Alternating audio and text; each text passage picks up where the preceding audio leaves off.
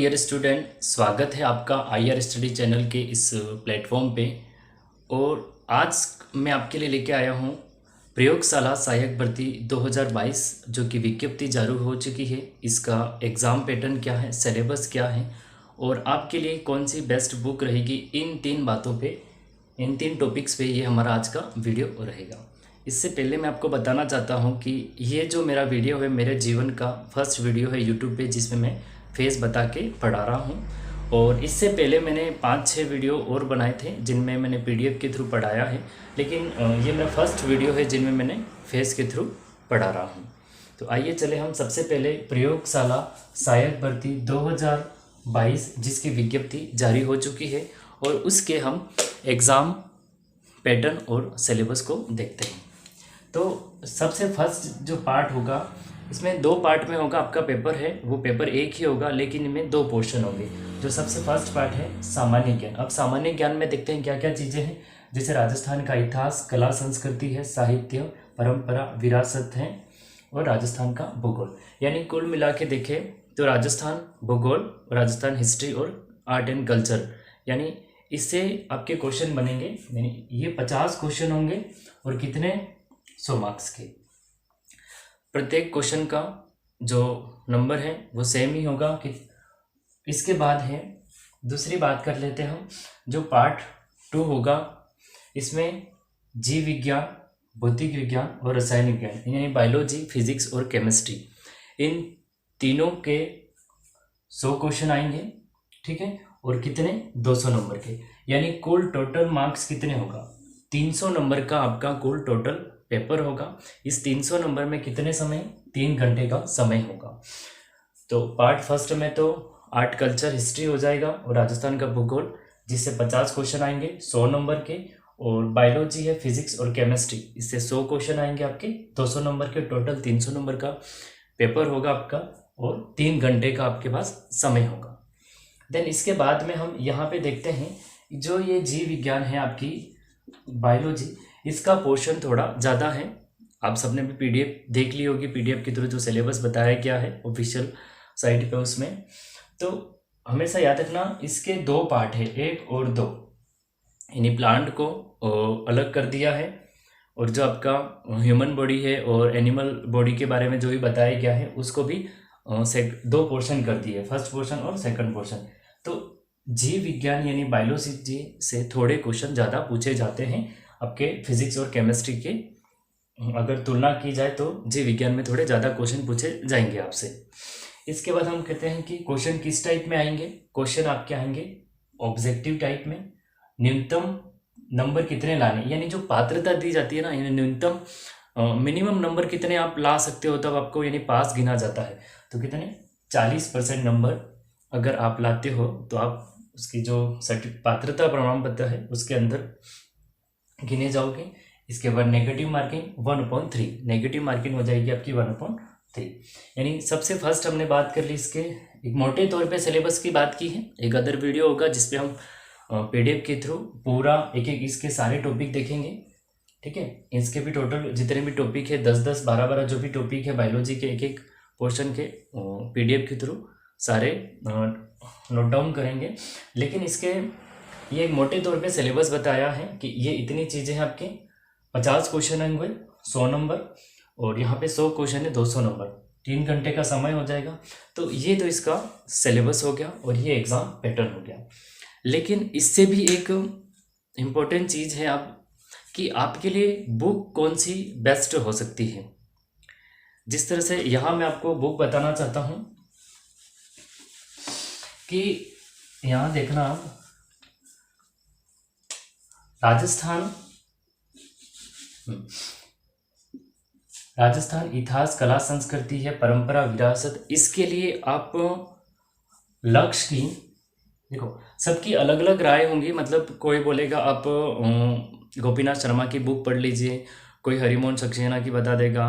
अलग अलग बुकें हैं, लेकिन एग्ज़ाम का स्टैंडर्ड के अकॉर्डिंग देखा जाए तो हमें ये आरएस मेंस के लेवल की बुक नहीं पढ़नी। इसमें तो कई वीडियो होंगे जिनमें आपको बताया जाएगा गोपीनाथ शर्मा की बुक पढ़ लिए, आर्ट एंड कल्चर हिस्ट्री के लिए, सॉरी। तो अब हिस्ट्री गोपीनाथ शर्मा की बुक देखी जाए तो राजस्थान का जो इतिहास है वो इतना ज़्यादा डीप दे रखा है कि वो आरएस मेंस के लिए भी काम चल जाता है। हमें यहाँ मैं आपके 2 गाइड के नाम बता रहा हूँ, अगर वो आपके पास है तो वो सफिशियंट है यहाँ तक। ठीक है, उसमें आरएस मेंस के भी क्वेश्चन कई बार उसी में आए हैं। देखो, एक तो आप लक्ष्य की या फिर आप पेनोरमा, राजस्थान की इतिहास की ये बुक आप याद रखना। लक्ष्य या पेनोरमा की जो भी गाइड आती है उसमें ये पूरा आ जाएगा, राजस्थान इतिहास, कला, संस्कृति, परंपरा, विरासत। ये जो बुक रहेगी ये आपके लिए काफ़ी अच्छी रहेगी। इसके बाद में राजस्थान का भूगोल। अब राजस्थान के भूगोल की 2 बुक है। एक तो है आपके डॉक्टर हरि मोहन सक्सेना की बुक। राजस्थान का भूगोल के लिए आपकी बुक रहेगी डॉक्टर हरि मोहन सक्सेना की बुक। वैसे ये बुक देखी जाए तो भी आरएस के लेवल की ही सारी बुक है, आरपीएससी जितने बड़े एग्जाम करवाई जाती हैं इनके लिए काफ़ी अच्छी बुक है। लेकिन अगर ये बुक यहाँ पढ़ लोगे आप तो ये आपके एक हाई लेवल के एग्ज़ाम के लिए और जो छोटे मोटे एग्ज़ाम होते हैं उनके लिए भी काम चल जाएगी। तो इसके बाद में देखो, राजस्थान के जो पोर्शन है जीके का उसके लिए मैंने 2 बुक बताई है आपको। एक तो लक्ष्य की और पेनोरमा की, जो राजस्थान का इतिहास, कला, संस्कृति उसके लिए बेस्ट बुक रहेगी, और राजस्थान के भूगोल के लिए डॉक्टर हरिमोहन सक्सेना की। एक और इसके अलावा बुक है जिसका नाम है LR भल्ला की जो बुक है, वो भी राजस्थान के ज्योग्राफी, यानी राजस्थान का भूगोल है, राजस्थान के ज्योग्राफी के लिए काफ़ी अच्छी मानी जाती है दोनों ही बुक। ये तो बुक हो गई आपकी राजस्थान के जो जीके वाला पोर्शन है उसकी। अब हम बात करते हैं कि सबसे, देखो इसकी तो आपको बहुत सारी मार्केट में बुक मिल जाएगी, कोई गाइड मिल जाएगी, कहीं नोट्स भी मिल जाते हैं, बहुत सारी चीज़ें अवेलेबल है आज के टाइम में। पुराने पेपर भी अवेलेबल है, ऑल एग्ज़ाम रिव्यू वाली बुक अवेलेबल है। तो जहाँ से हमें एक क्वेश्चन किस टाइप से बन रहे हैं ये हमें थोड़ी बहुत जानकारी हो जाती है। लेकिन सबसे बड़ी बात है कि ये जो साइंस वाला पोर्शन है, सबसे बड़ा पोर्शन लैब असिस्टेंट में यही है। तो इसके लिए कौन सी बुक पढ़ें, कहाँ से पढ़ें, तो हम इस पे बात करते हैं।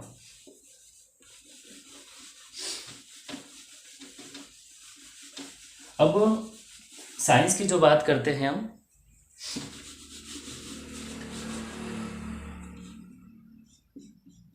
इलेवेंथ एंड 12th, 11वीं और 12वीं, 11th एंड 12th की जो कि आपकी एनसीईआरटी की बुक है उसे फॉलो करें। फिजिक्स है, बायोलॉजी है और केमिस्ट्री, तीनों की आपकी 11th 12th की जो भी एनसीईआरटी की बुक है, चाहे प्राइवेट स्कूल में पढ़ा रहे हैं या गवर्नमेंट स्कूल में जो बुक एनसीईआरटी की बुक चल रही है आपकी, उसको फॉलो करें। और ऐसा नहीं कि ये सारी बुक पढ़ लें, हमें वही पढ़ना है जो हमारे सिलेबस में दिया हुआ है।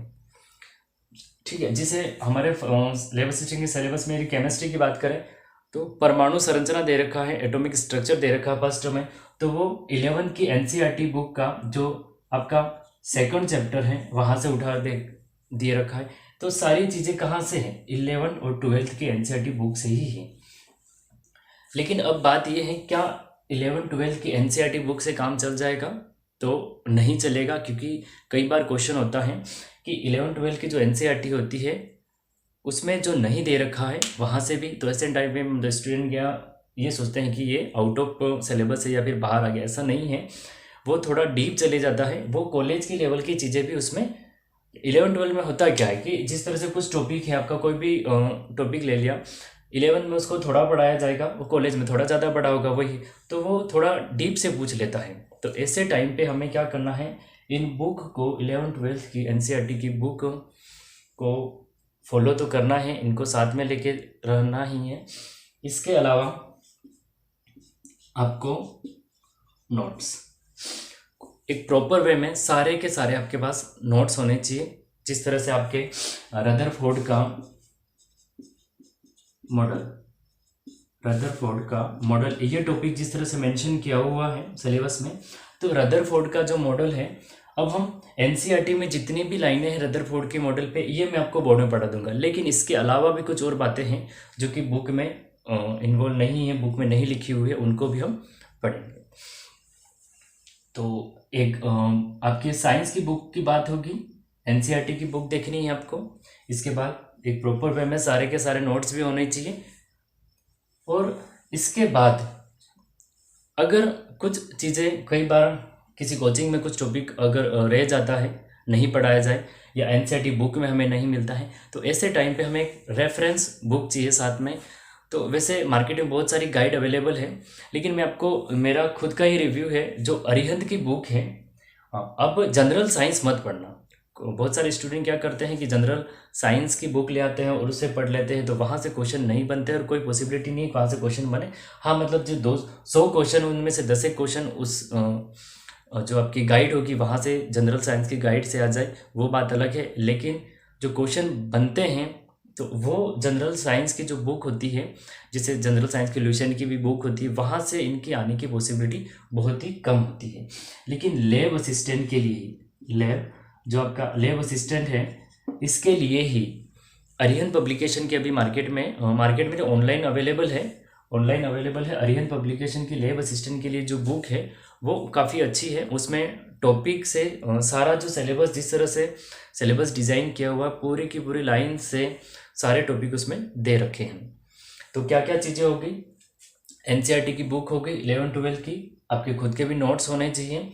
इसके अलावा वो चीज़ें जो एनसीईआरटी में नहीं है या कोचिंग में नहीं कराए जाते या कुछ वीडियो में अवेलेबल नहीं होते हैं, ऐसे टाइम पे एक रेफरेंस बुक भी चाहिए। तो रेफरेंस बुक मैंने बताई अरिहंत पब्लिकेशन की जो साइंस की लैब असिस्टेंट के लिए बुक है, ऑनलाइन अवेलेबल है। तो ये बुक काफ़ी अच्छी रहेगी, जिनमें कुछ टॉपिक हमें नहीं मिलते तो हम वहाँ से भी इसको पढ़ सकते हैं। अब हम देखते हैं कि ये सारी हमने चीज़ें देख ली कि सिलेबस क्या है, एग्ज़ाम पैटर्न क्या है और कौन सी बेस्ट बुक है आपके लिए। नेक्स्ट मैं आपको बताता हूँ कि नेक्स्ट हमारा जो वीडियो होगा वो हमारा केमिस्ट्री क्लास पे रहेगा। लैब असिस्टेंट में जो केमिस्ट्री का सिलेबस है, जो हमारी सबसे फर्स्ट क्लास होगी, जो हमारी कल का जो वीडियो रहेगा वो हमारा क्लास फर्स्ट होगी और इसमें केमिस्ट्री का हम स्टार्ट करेंगे और बाद में फिर धीरे धीरे हम बायो, फिर फिज़िक्स, हम सारा जो लैब असिस्टेंट का पूरा सिलेबस इस यूट्यूब चैनल पे फ्री में सारी की सारी वीडियो अवेलेबल कराएंगे आपको। तो सबसे फर्स्ट हम स्टार्ट करेंगे कल से, क्लास फर्स्ट रहेगी जिसमें हम केमिस्ट्री के जो आपका फर्स्ट चैप्टर है आवर्त सारणी और परमाणु संरचना के बारे में पढ़ेंगे। परमाणु के 3 मूलभूत जो कण हैं आपके, इलेक्ट्रॉन, प्रोटॉन और न्यूट्रॉन, इनके बारे में जो सामान्य जानकारी है वो सभी पढ़ेंगे।